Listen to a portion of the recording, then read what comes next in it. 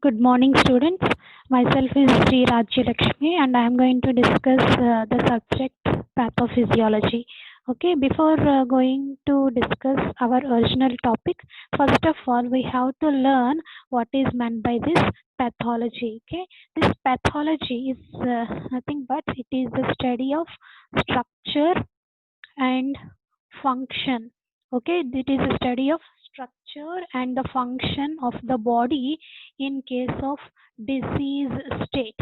Okay, during the disease, if you are studying the structure and the function, that you will call it as pathology. Okay, and next one is we'll see what is meant by pathophysiology. Okay, this pathophysiology is nothing but which is a study of disordered function. Okay, this we will call it as study of disordered function. Okay, this is also during the disease state. Okay, so this you will call it as the pathology and pathophysiology. Okay, pathology, which is the study and the function. Okay, the study of structure and function during the disease. And next one is pathophysiology, okay, which is the study of disordered function during the disease. You will call it as a pathophysiology. Okay, now we'll see what is meant by a cell injury. Okay, if you see, we'll discuss regarding this cell injury. If you see the cell injury, what happens if there is any changes in the internal or the external environment. Suppose if there is any changes in the external or the internal environment, so that what happens, the cell which is going to be encountering some stress. Clear? So that this you will call it as a cell injury. Clear how you are going to define this cell injury? See, because of the changes in the internal or the external environment, what happens, the cell is going to be encountering some stress. Okay, that you will call it as a cell injury. I hope you understood what is meant by this cell injury. Okay, next we'll see what are the different types of this cell injury. Okay, mainly are having two types of cell injury, that is reversible cell injury, and next one is irreversible cell injury. Okay, reversible cell injury means, suppose if the stress is mild to moderate. Clear? If the stress is mild to moderate, then what happens, the injured cell is going to be recovered to a normal state. Okay, see, that type of cell injury you will call it as a reversible cell injury. Clear? See, what is this reversible cell injury? Suppose if the stress is mild to moderate, then what happens? The injured cell which is going to be recovered to a normal state. Okay, that you will call it as a reversible cell injury. And next one is irreversible cell injury. If you see what happens here in this case, the injury is persistent. Okay, the injury is persistent, so that which will be leading to the cell death. See, that means injury is persistent means which is unable to recover into a normal state. Clear? So definitely which will be leading to the cell death. Okay, these are the main two types of the cell injury. We will call it as reversible cell injury, and the next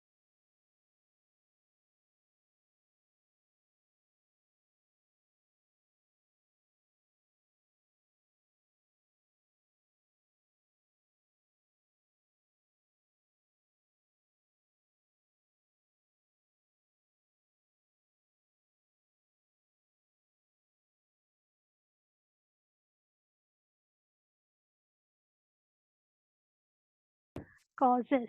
Okay, if you see regarding the genetic causes, okay, by birth there is a chance of getting, okay, this cell injury, that you will call it as a genetic disorders. See, that means what happens sometimes, suppose during pregnancy, what happens if the pregnant women are going to be taking some medications. Is it clear?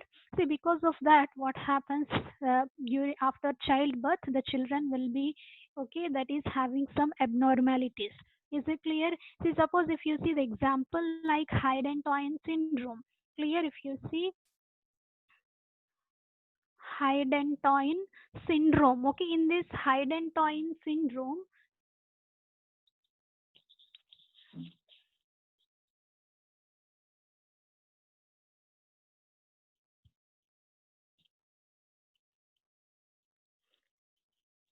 clear. See, during this Hydantoin syndrome, what happens during the pregnancy? What happens if anybody, okay, taking anti-epileptic drugs?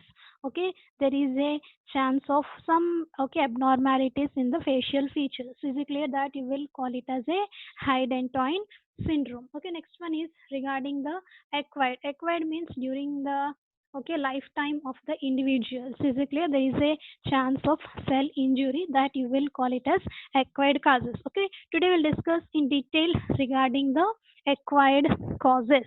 Okay, we'll see what are the different acquired causes. Okay, first one is the hypoxia and ischemia. Okay, see, this hypoxia and ischemia, these two, there is a small difference. If you see this hypoxia, this is a lack of oxygen supply to the cells, and if you see this ischemia, this is also lack of oxygen supply to the cells.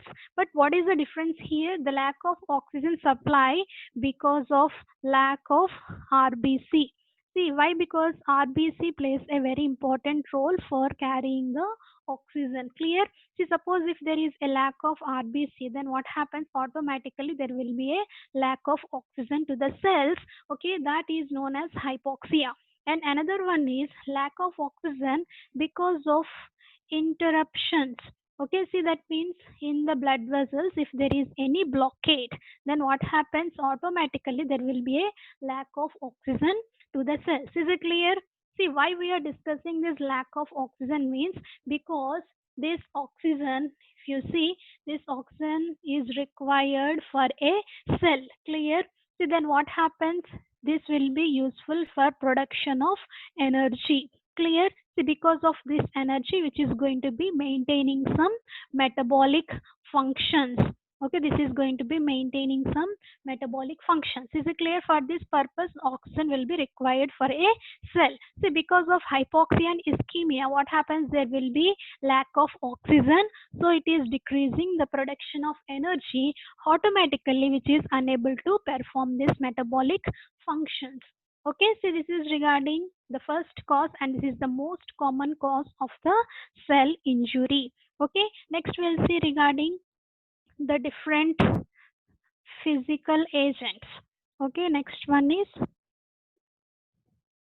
what are the different physical agents which will be causing the cell injury. Okay, the first one is like mechanical trauma.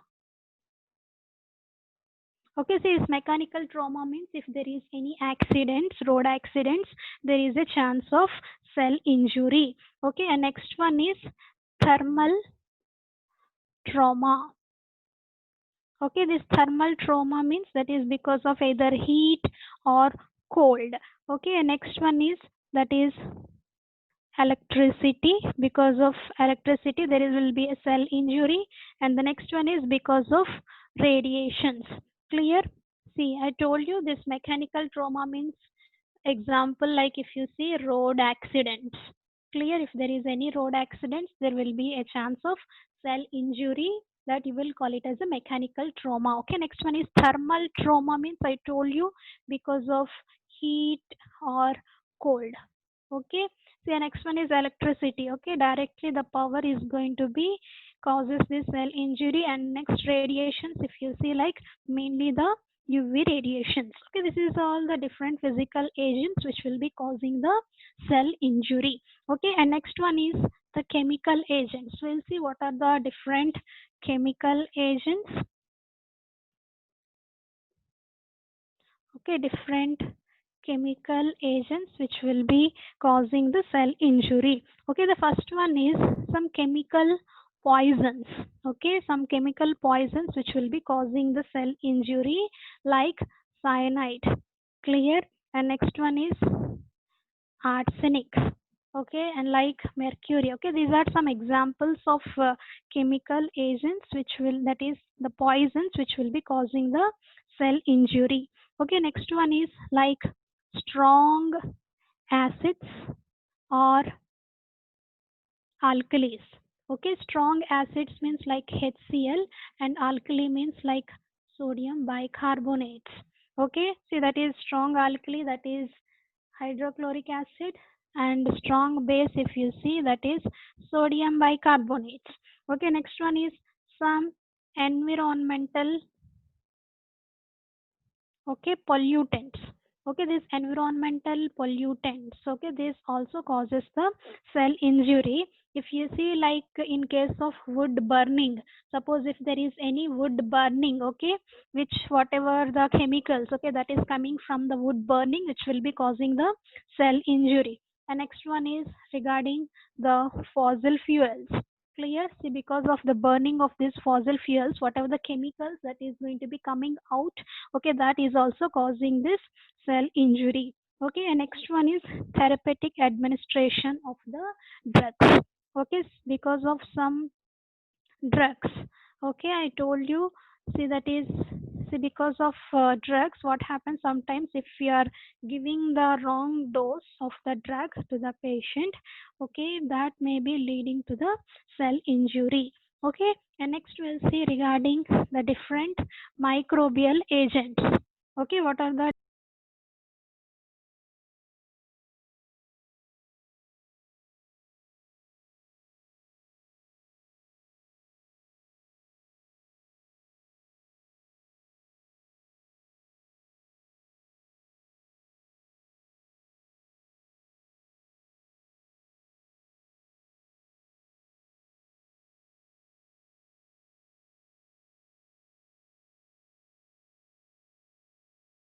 caused by these agents, okay, that is infections caused by the bacteria, fungi, viruses, protozoa, and parasites. This may also lead to the cell injury. Okay, next one is immunological agents. Next we'll see regarding the immunological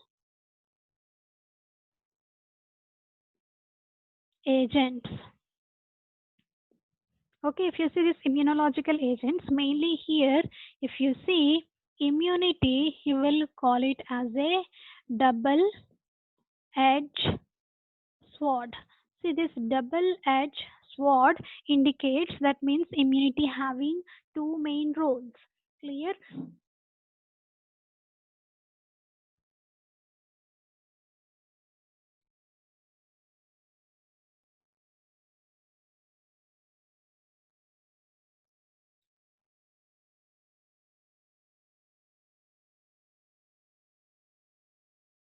Clear? See, this immunity, which you will call it as a double edged sword. See, why? Because this immunity having mainly the two functions. Okay, the first one is, see, whenever any pathogen enters inside our body, okay, this immune cells is going to be fights against that pathogens. And next one is, sometimes what happens, the immunity which can fights against our own cells, okay, that you will call it as double edged sword. Okay, if you see the examples like hypersensitivity reactions. Okay, these hypersensitivity reactions, we will call it as allergic reactions. And next one is anaphylactic reactions. Okay, this is a severe form of allergic reactions or the hypersensitivity reactions. And next one is autoimmune diseases. Clear? See, because of these autoimmune diseases also, which will be leading to the cell injury. Okay, and next we'll see nutritional dearrangements. Okay, next we'll see, okay, nutritional dearrangements. Okay, this nutritional dearrangements is nothing but if there is any deficiency of the nutrients, or if there is any excess of nutrients which will be leading to the cell injury. Okay, if you see regarding the deficiency, if there is any overall decreased nutrition, see overall decreased nutrition means during the starvation. Clear, this condition you are going to be observed during the starvation. Then what happens? It will be overall decreasing in the nutrition. Clear. And the next one is, suppose if there is any decrease in the proteins, okay, which will be leading to some diseases, okay, like marasmus. Clear. And next one is kwashiorkor. Clear. And next one is, if there is any mineral deficiency which will be leading to the anemia. Clear. And the next one is, if it is excess, okay, which will be leading to some conditions like obesity. And next one is atherosclerosis. Clear. This atherosclerosis, which will be nothing but the fatty depositions inside the blood vessels. Okay, next one is aging. Next one is aging. Okay, this aging, if you see, this is an impaired ability of the cells to undergo replication and repair. Okay, they doesn't undergo any replication process and they doesn't undergo any repair process, okay, which will be leading to the cell death. Okay, this you will call it as a aging. Clear. See, that means impaired ability of the cells to undergo the replication as well as the repair, that you will call it as a cell death. Okay, and next one is psychogenic diseases. See, clear. Psychogenic diseases. See, what is meant by the psychogenic diseases? See, that means because of any drug addictions or because of alcoholism or because of smoking, okay, which will be leading to other diseases, okay, like peptic ulcers, okay, or the liver problems. Okay, these conditions we will call it as a psychogenic diseases. See, that means because of some addictions or because of the alcoholism or because of smoking, what happens, which will be leading to some psychogenic diseases like peptic ulcers and liver problems. Okay, and next one is iatrogenic diseases. Clear. We'll see what is this iatrogenic.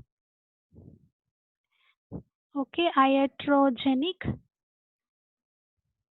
diseases.